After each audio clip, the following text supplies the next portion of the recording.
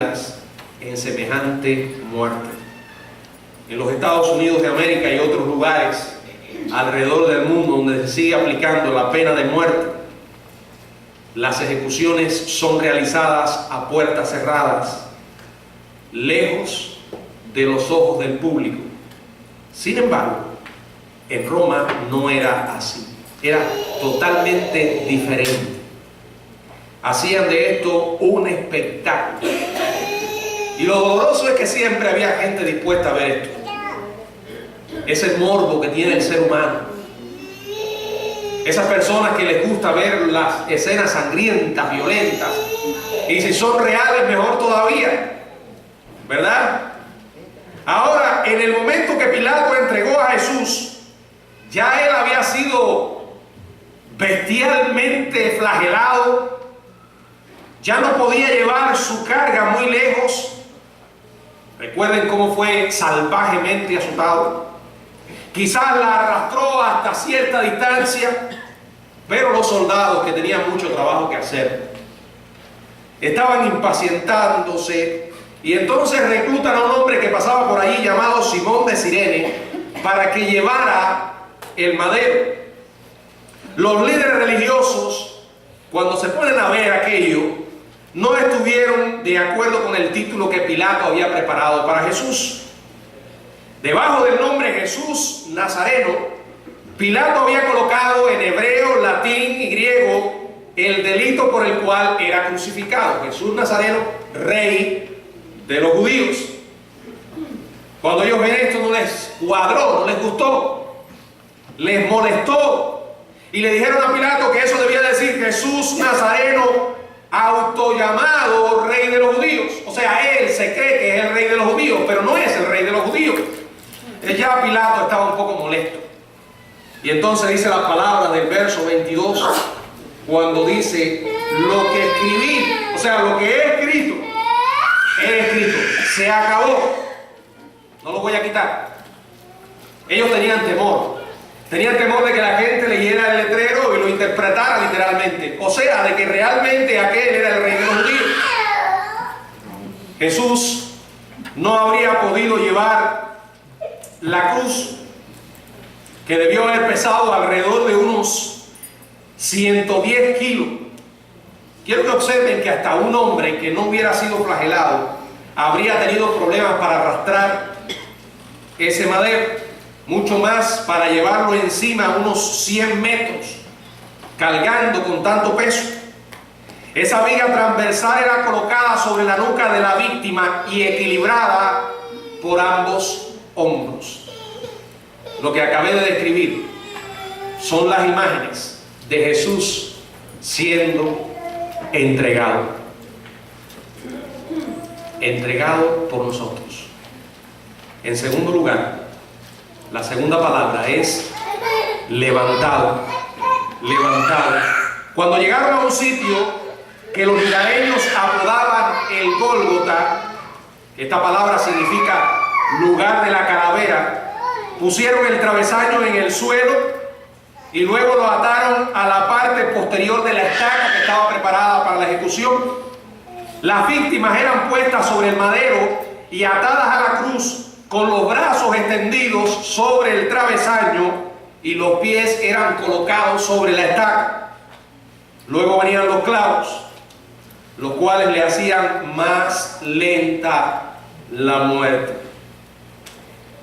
Yo no sé si alguna vez usted ha sido, que es lo más que se pudiera parecer, si alguna vez ha pisado sobre un clavo. Yo recuerdo cuando estaba en el servicio militar trabajando en la construcción, venía con una rapidez tremenda y había una madera en el suelo con un clavo bien largo, y allí encima de aquello puse mi pie, levanté el pie con la... allí estaba la tabla y tuve que alarlo. Yo creo que un poco más me hubiera salido por encima. Ahora imaginen lo siguiente: el clavo que se le colocaba al que era crucificado era introducido a través de la palma de la mano junto a la muñeca. no eran clavados en las manos como pinta la tradición católica. No, es imposible que allí los clavos aguantaran porque rompen la mano.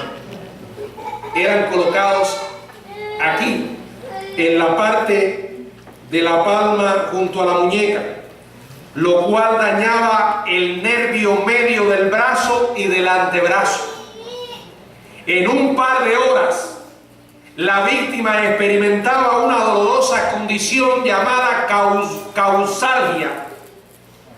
La víctima clavada en la cruz tenía también que mantener el cuerpo en constante movimiento para poder aliviar el dolor de los brazos, el pecho y las piernas. Considere que esa era una posición sumamente incómoda. Allí estaban los brazos clavados y las piernas. Tenía que moverse la persona intentando buscar una posición, y mientras la persona se iba moviendo para aliviar el dolor en los brazos, en el pecho y en las piernas, se iban agitando los nervios dañados por las heridas en los clavos. Más tarde, cuando sobreviene la fatiga, la respiración se hace difícil. Exige más y más esfuerzo de la víctima. Piensen esto. Los soldados llevaron a Jesús al Gólgota e iniciaron este horrible procedimiento que les estoy describiendo. Comenzaron con darle una especie de leve sedante. Ahora, este sedante no era por un acto de misericordia, no es porque tuvieron compasión con él en ese momento. No. Ellos sabían que el proceso de clavar las extremidades de una persona a una viga de madera es más fácil si realmente estaba drogada. Era una especie de droga. ¿Qué hizo Jesús? La palabra dice que Jesús rechazó esto porque probablemente prefirió mantenerse consciente durante la hora de prueba. Llegó el momento en que le despojaron de todas sus ropas, lo desnudaron completamente. Para hacer mayor su humillación, lo empujaron de espaldas contra la cruz. Un soldado se encargó del pecho, otros de las piernas, mientras que los otros le extendían los brazos y penetraban cada una de sus manos con clavos de 15 centímetros de largo y 1 centímetro de grueso. Después entonces doblaban las rodillas, colocaban sus piernas sus pies contra la estaca y le atravesaron cada uno de ellos con un clavo. Luego los soldados levantaron la cruz y dirigieron su base hasta un hueco que ya estaba preparado. De pronto, al arrastrarle, la cruz queda en posición vertical. Luego cayó su base en el hueco haciendo un ruido sordo, mientras que los soldados ponían cuñas entre la estaca y los lados del hueco para poder mantener la cruz firmemente derecha. Ahora, mientras los soldados hacían este procedimiento, fue cuando Jesús tuvo una serena oración desde la cruz. Sus palabras fueron: Padre, perdónanos, porque no saben lo que hacen. Para Jesús esto tenía un significado muy especial. Sin embargo, para aquellos soldados era apenas otro día más de trabajo. Nada diferente a lo que ellos estaban acostumbrados a hacer. Al final del día, poco antes de que oscureciera, bajarían los cuerpos, dejarían todo preparado, maderos, clavos, hueco, para enviar a un nuevo preso a una dolorosa muerte al día siguiente. Sin embargo, ese día era un día especial.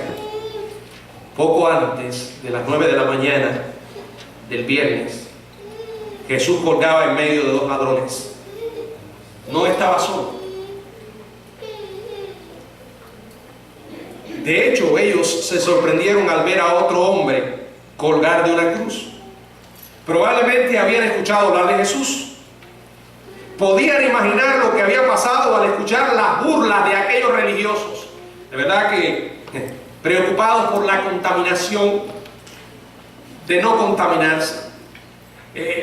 Aquellos que se llenaban la boca para hablar de Dios. Como Jesús le dijo, si ustedes conocieran a mi Padre, a mí me recibirían. Pero vuestro padre es el diablo. Estos hipócritas, estos falsantes, estos mentirosos, estos religiosos de la peor especie se burlaban del Hijo de Dios que colgaba en la cruz. La palabra dice en Marcos capítulo 15 verso 29 al 31, y los que pasaban le injuriaban meneando la cabeza y diciendo: va, tú que derribas el templo de Dios y en 3 días lo reedificas, sálvate a ti mismo y desciende de la cruz. De esta manera también los principales sacerdotes, escarneciendo, se decían unos a otros con los escribas: a otros salvó, a sí mismo no se puede salvar. Nos indigna, nos molesta. Sin embargo, eso es lo que hoy en día mucha gente hace cuando oyen el Evangelio. ¿Qué Dios ni Dios? ¿Qué Cristo ni Cristo? Si realmente existe, que se me aparezca aquí ahora, o que haga tal cosa o más cual cosa, hablando puras tonterías. ¿Saben qué? Jesús se apareció, Dios se apareció en la tierra, vivió e hizo milagros, y miren lo que hicieron con él. Aquí estaban, nunca les parecía suficiente. Ahora los bandidos en un momento se unieron a este coro de burladores. Mientras que los soldados repartían las pocas cosas que ellos tenían, cuando iban a repartirse las vestiduras de Jesús, notaron que su túnica era especial, ya que estaba tejida en una sola pieza. Entonces los guardias, ¿qué hicieron? Echaron suertes para saber quién se quedaría con ella. Mientras los soldados sorteaban las prendas y los líderes religiosos se burlaban, algo cambió en uno de aquellos ladrones. La palabra nos dice en el Evangelio de Lucas, capítulo 23, verso 34 al 43. Lucas 23, del 39 al 43, dice la palabra del Señor: y uno de los malhechores que estaban colgados le injuriaban diciendo: si tú eres el Cristo, sálvate a ti mismo y a nosotros. Respondiendo el otro, le reprendió diciendo: ¿ni aún temes tú a Dios estando en la misma condenación? Nosotros a la verdad justamente padecemos, porque recibimos lo que merecieron nuestros hechos, mas este ningún mal hizo. ¡Qué tremendo! 2 hombres condenados por sus delitos, por su maldad, junto al Santo Hijo de Dios, y tomaron destinos tan diferentes. Mucha gente entra por las puertas de un templo, oye la historia de la Biblia y sale como entró. Sin embargo, hay otros que vienen una vez y sus vidas son tocadas tan profundamente. Pero yo he contado en otras oportunidades mi propia experiencia, lo que sucedió con mis padres. A ambos les prediqué el Evangelio, ambos escucharon la misma historia. Sin embargo, ambos tomaron decisiones diferentes. Mi madre murió con Cristo, mi padre no, porque cada uno es responsable de lo que hace con lo que escucha. Usted puede dejar pasar este día como una historia más en su vida, como un tiempo que alguien le invitó a la iglesia a escuchar. No tenía nada que hacer y fui a la iglesia.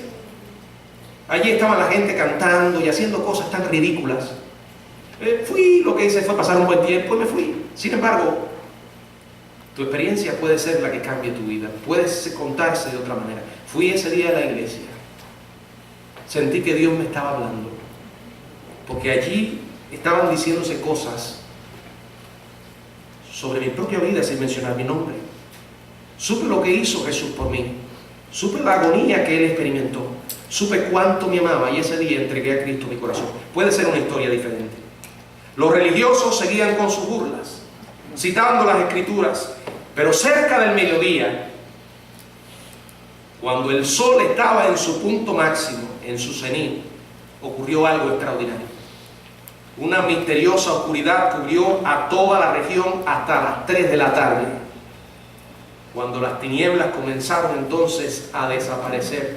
Dice la palabra en Mateo capítulo 27, verso 46. Mateo 27, 46. Cerca de la hora novena, Jesús clamó a gran voz diciendo: Elí, Elí, lama sabactani. Esto es: Dios mío, ¿por qué me has desamparado?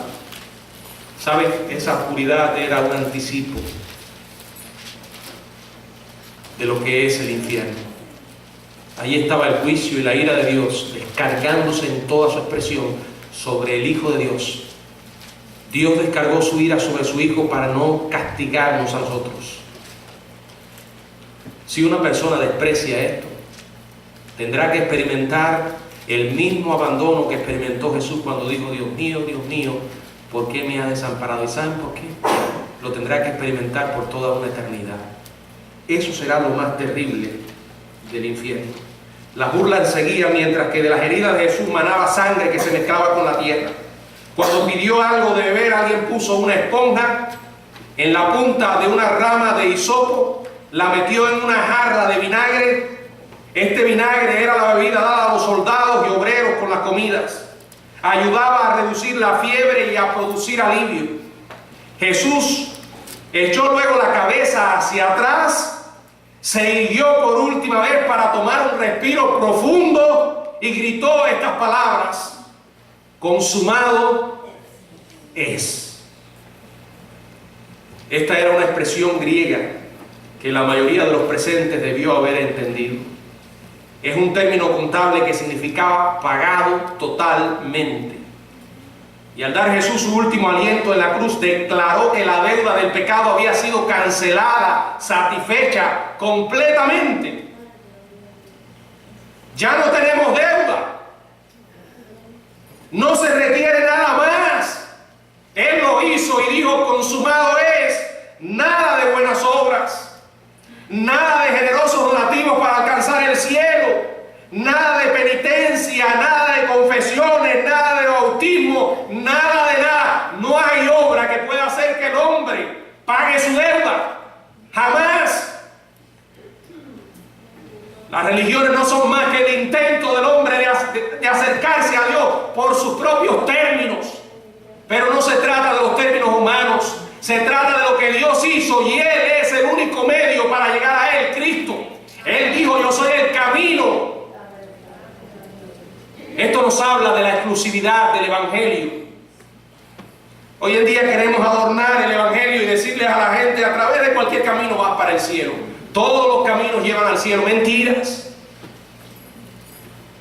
El libro sagrado de Dios dice que hay un solo camino. Hay una sola verdad, y Él es la única verdadera y profunda vida. Él pagó la deuda para que nosotros fuésemos perdonados y podamos vivir para siempre.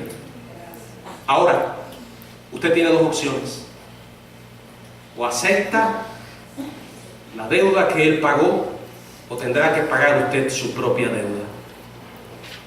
Y déjeme decirle que no podrá nunca. Hay una tercera palabra, y con esto termino. Él no solamente fue entregado, no solamente fue levantado, la tercera imagen es sustituto. Saben, durante años me he preguntado,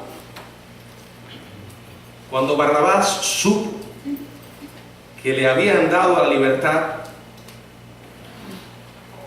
y conoció las razones por las que había quedado libre, ¿cómo habría reaccionado Barrabás? Saben, quienes reciben un trasplante de órganos muchas veces quieren conocer al que se lo dio. ¿Quiso Barrabás conocer a quien llevó por él los azotes del verdugo? ¿Quiso él conocer quien cargó con la cruz que a él le correspondía y hasta la colina del Gólgota, y quien sufrió la agonía que él merecía en verdad? Ahora, ¿entendió Barrabás que Jesús lo hizo voluntariamente, no solo por él, sino por toda la humanidad? Quiero decirle una vez más: todos somos culpables de pecado. Nos comportamos todos los días de manera que deshonramos a nuestro Creador. Lo hacemos una y otra vez. no hacemos otra cosa sino hacer el mal. Pero yo hago cosas buenas. Póngalo en una balanza. Ponga en una balanza las cosas que usted cree que son buenas con las cosas malas que hace. Sea honesto.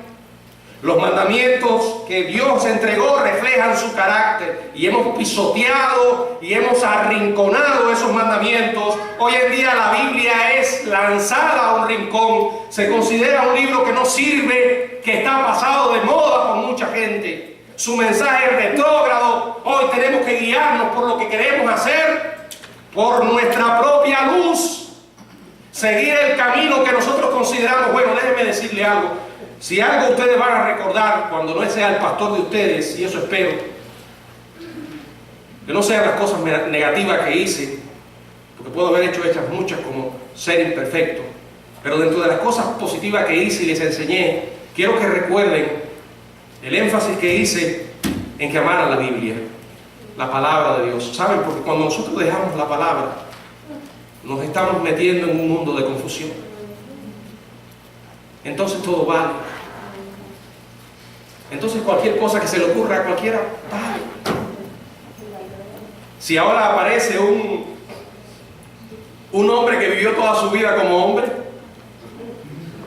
y de pronto dice que él es una mujer presa en un cuerpo de hombre y todo el mundo le celebra la gracia y algunos lo consideran hasta un héroe. ¿Saben? Yo siempre digo, cada vez que uno ve cosas como esa, tiene que pasarla por el tamiz de la palabra. Y a veces yo tengo deseo, si pudiera comunicarme con él, ¿saben lo que le diría? Ve a tu casa, que seguro que tienes mucho dinero, párate frente a un espejo completo. Perdonen, pero lo voy a decir. Desnúdate completo, mírate. Y dime honestamente qué eres. Bueno, antes, se lo hubiera dicho antes. Si tú realmente sigues diciendo que eres mujer, entonces tenemos que aceptar la idea de que Dios se equivoca, ¿verdad? O vamos a ser lo suficientemente honestos para decir, el problema lo tenemos nosotros. Cuando no nos guiamos por la palabra de Dios, lo malo lo llamamos bueno, las tinieblas las consideramos luz. Entonces nos olvidamos cuando Dios dijo, y por no haber tomado en cuenta a Dios, la Biblia dice en Romanos, Dios los entregó a una mente depravada para hacer cosas que no convienen. O sea, Dios dijo, si ustedes no quieren la luz que yo les estoy dando, los voy a dejar. Somos pecadores. El pecado es nuestro problema. Nuestro problema no son las armas. Nuestro problema no es la violencia producida por las drogas. Nuestro problema es el pecado. Esas son consecuencias de la vida alejado de Dios.